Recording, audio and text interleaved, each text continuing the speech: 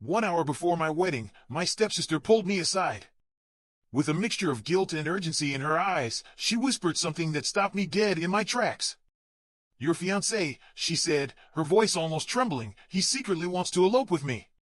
The words hit me like a slap to the face. I stood there, stunned, my heart racing as the world seemed to shrink around me. But I knew, deep down, I had the perfect response. Let me take you back to the beginning.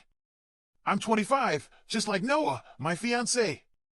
We'd been together for almost 7 years, and today, we were supposed to be celebrating our love. It was meant to be the happiest day of my life, but fate had other plans. My entire family was gathered at the wedding, and of course, Charlotte, my stepsister, was there too. Our parents had gotten married when I was 9 and Charlotte was 8. It was a relatively smooth transition for both of us. We already knew each other, and our parents had been together for a while before they tied the knot. So, when they married, it felt natural. I thought we were just two kids who got along because our families blended well. I can still remember the early days. I was about 6 years old, and Charlotte was just 5. Back then, there weren't many kids in the neighborhood, so whenever Charlotte and her dad would come over, I couldn't wait.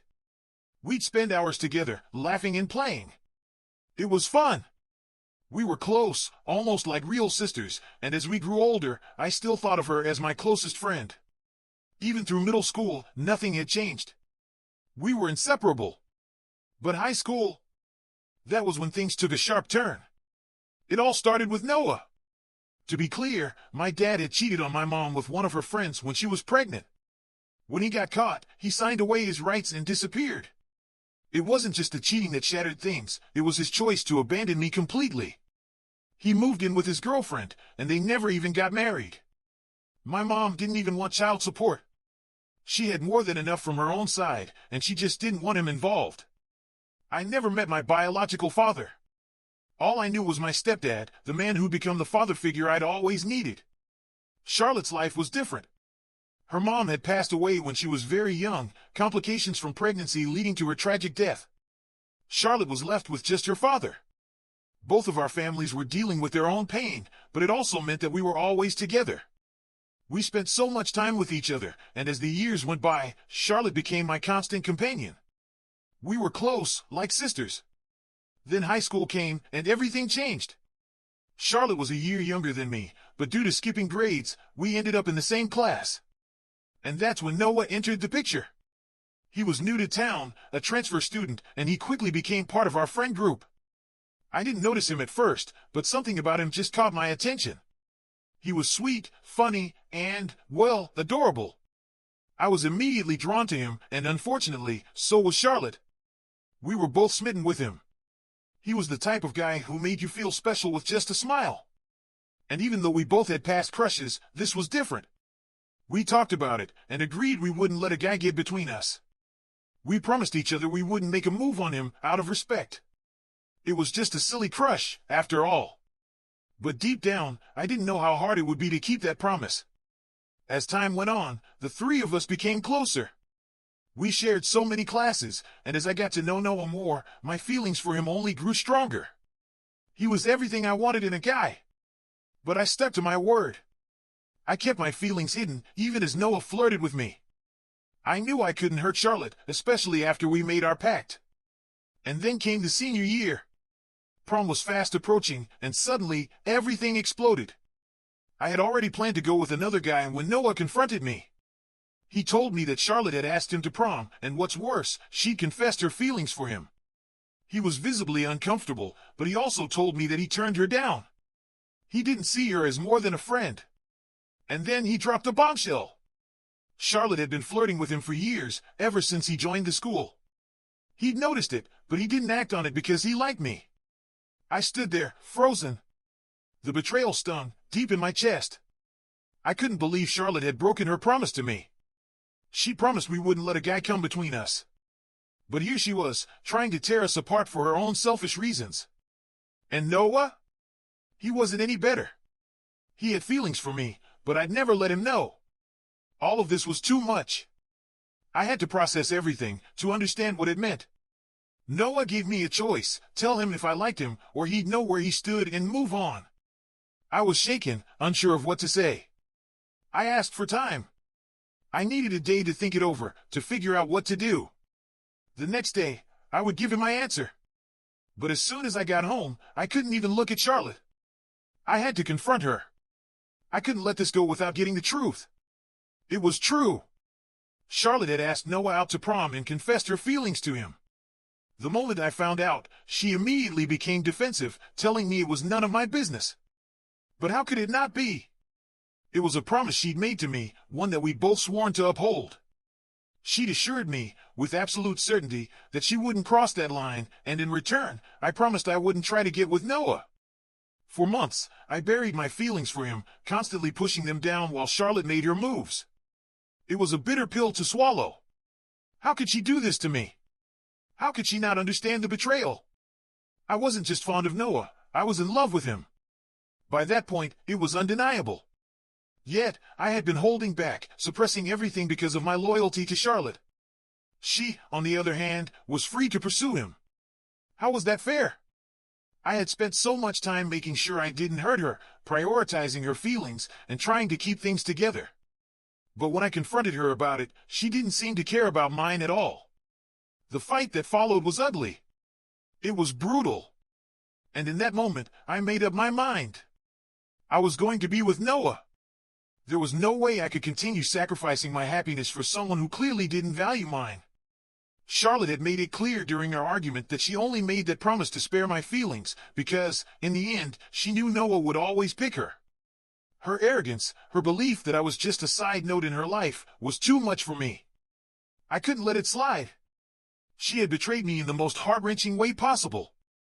The next day, I told Noah everything, the promise we had made, the fight that had changed everything between Charlotte and me.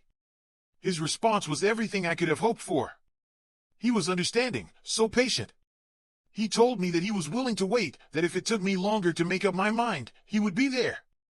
But I didn't need more time. I couldn't deny it anymore. I was in love with him, and the weight of that truth hit me like a wave. That same day, we started dating, and it felt like the beginning of something beautiful. A year of happiness followed, and I had no regrets. But things weren't easy. Charlotte and I had to sever ties completely. She moved into the basement after the fight, leaving our shared room behind. I didn't miss her. Our parents asked what had happened, but I never told them. Charlotte didn't either. We simply stopped speaking. At first, the silence was deafening, but we adjusted. As time passed, it became easier to avoid each other. Noah and I went to the same college, and Charlotte chose one across the country, giving us both space. I only saw her on holidays, and eventually, our old drama faded into the background, like some high school soap opera. But that didn't mean everything was fixed. Charlotte and I had learned to coexist. We greeted each other at family events, sticking to small talk, keeping our distance, but at least we were civil. Things continued to evolve. I heard about Charlotte's new relationship, and I couldn't help but feel a bittersweet pang. She had moved on, and I had too. She got engaged last year, and when I saw her at the wedding, I congratulated her. It felt like we were acting like adults, like we had finally found a way to move past our teenage drama. But there was an undeniable sadness beneath it all. The girl who had once been my closest friend was now just a distant acquaintance, a guest at her own wedding. Still, I tried to be happy for her. She seemed fine with Noah, which was a relief. But I was careful not to bring him as my plus one. It wasn't that I didn't think Charlotte had truly moved on, it just seemed weird. And sensitive.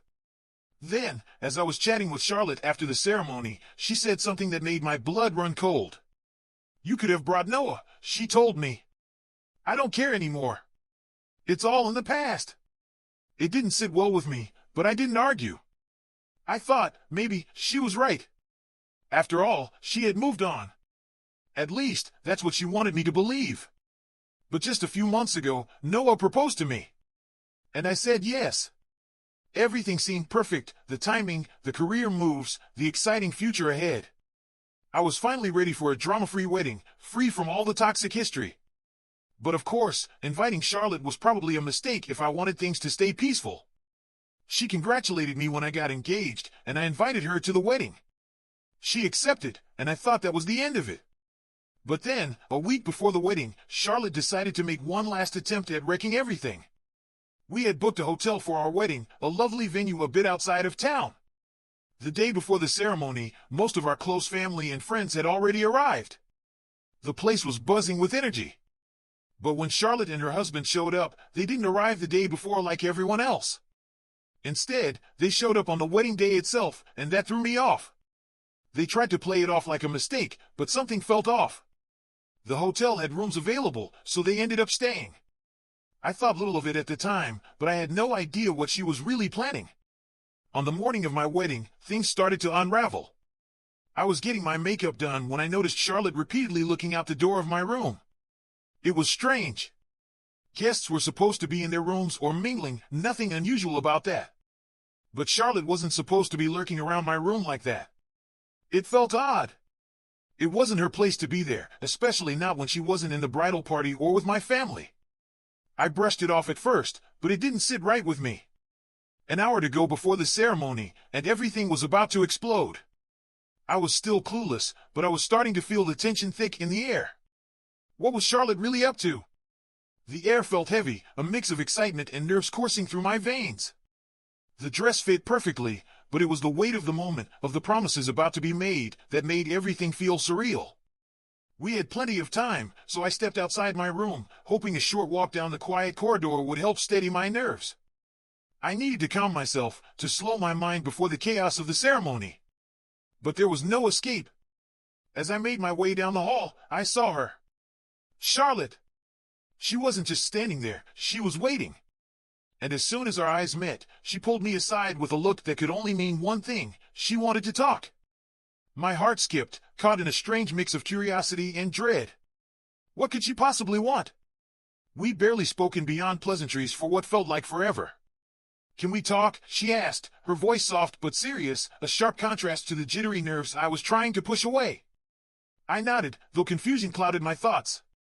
What was this about? As she began speaking, I realized just how unprepared I was for what came next. She told me, without a hint of hesitation, that she'd arrived at the hotel a day earlier than planned. A decision that, as it turned out, hadn't been an accident.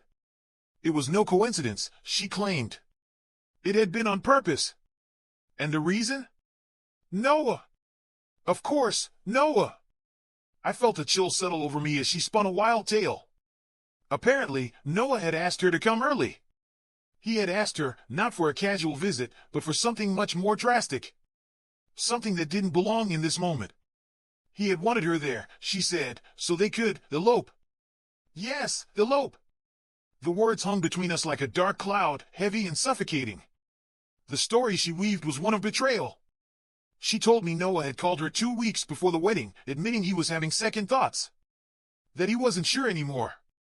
That he was no longer in love with me. But with her. For a moment, I could hardly breathe. The idea of it felt like a knife twisting in my chest, but something didn't sit right. Charlotte had always been full of drama, but this felt like a deliberate attempt to ruin something that was supposed to be pure. She continued, painting a picture of secret conversations and hidden emotions, all while she claimed to be doing the right thing by telling me the truth. She said Noah had been pressuring her, pushing her to run away with him, and that she had shown up at the hotel to meet him, to meet the man she supposedly loved. But she couldn't bring herself to go through with it. And so, she came to me, hours before my wedding, to spill the truth. I listened in disbelief. Every word felt wrong. I knew Noah. He was straightforward, direct. If there was a problem, he would have said it to my face, not gone behind my back. And most importantly, he wasn't a coward. He didn't run from conflict. This story, this entire narrative Charlotte was trying to sell, didn't match the man I knew and loved. It was a lie. I could feel it in my gut. I could see it in the way she hesitated, in the forced sincerity in her voice. She was lying, trying to manipulate me, hoping I would crumble under the pressure of her supposed concern. But I wasn't about to let her win. No, I had a plan of my own. Without missing a beat, I pulled out my phone and dialed. Charlotte didn't even look twice. She probably thought I was calling Noah. But I wasn't. I was calling her husband. Yes, her husband. The very one she had been playing all along. I hadn't been in touch with him directly before, but I knew where to find him, on Instagram. A quick search, and there he was. He picked up almost immediately, and I wasted no time repeating everything Charlotte had just told me. I needed to hear it from him. The silence on the other end was deafening. He didn't say a word. Charlotte, oblivious to the fact that she wasn't talking to Noah, stood there, waiting for some kind of revelation. But I wasn't going to give her the satisfaction. I put the phone on speaker. Let her hear it for herself. When her husband's voice filled the air, her face changed. She went pale. She started panicking, realizing too late that she was caught. Her plan had backfired. Noah's not the one you should be worried about, I said, my voice cool and steady. It's your husband you need to be honest with. Charlotte lost it. She screamed at me, accusing me of trying to ruin her marriage, but I wasn't the one who had caused all of this. She had made her own mess. She had crossed a line that didn't belong in my life. I walked away from her, back to my room, where I told my bridesmaids what had happened. They needed to keep an eye out, make sure she didn't show up at the ceremony. There was no way I was going to let her sabotage my special day. The ceremony went on without a hitch, with no sign of Charlotte. She must have been too busy trying to fix the mess she'd made with her husband, but to me, it was a relief. No drama, no distractions. Just the moment I had been dreaming of. By the time it was over, no one noticed she wasn't there, except our parents. I told them I'd explain later. The truth didn't matter. After everything was done, I reached out to the hotel. I needed to know if Charlotte had really left. To my satisfaction, they confirmed it. She had checked out during the wedding. Gone. And that was it. The end of her little scheme. A week later, news came in that Charlotte and her husband were separating. Apparently, he had finally had enough of her games. He called our parents, yelling about how awful she had been. And that was the last straw. He kicked her out. Her plan had failed, and now she was left to deal with the consequences. It was painfully clear. Charlotte still had feelings for Noah, and it felt like she was doing everything in her power to sabotage my happiness. She wasn't just trying to ruin my wedding, she was actively destroying the very foundation of my life. When Noah saw it, when he realized the depth of her obsession, it shattered him. He was done. No matter how much Charlotte tried to convince him otherwise, her heart wasn't where it needed to be. And that was the final straw for him. The marriage was over. She had made her choice. It wasn't me. And yet, somehow, I'm the one they blame. My parents. They're pointing fingers at me, holding me responsible for the collapse of their perfect little world. They say I should have kept Charlotte's mess out of my life, out of my wedding. But all I did was retaliate. I hit where it hurt because she did the same thing to me first. Isn't that fair? How is that my fault? She ruined her marriage. I did nothing but stand my ground. And now they want me to apologize. They want me to swallow my pride, to pretend like none of this ever happened, and let her walk away scot-free. But I can't. I refuse to. The audacity to say I ruined her life. She did this to herself. Noah agrees with me. We both do.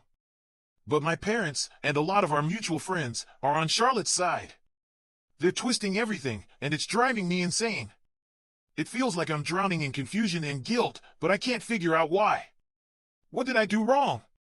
In the end, this was all about Charlotte's lies and her attempts to steal something that wasn't hers.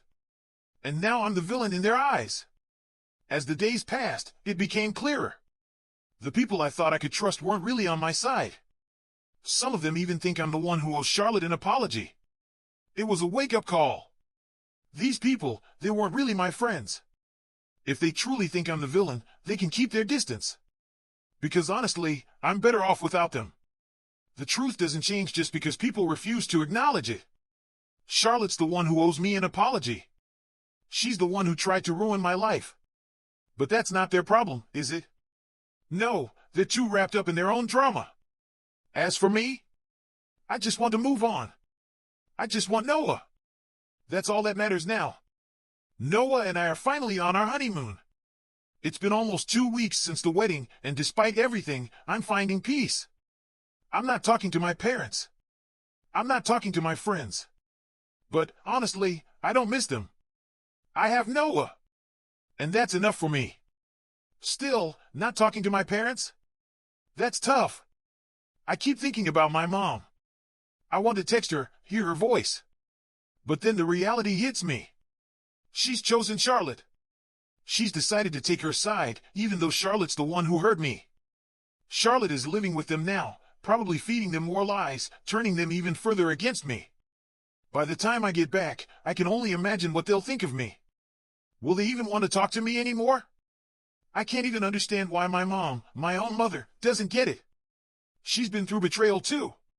She's seen what it feels like to have someone you trust stab you in the back. How can she not understand why I'm so angry?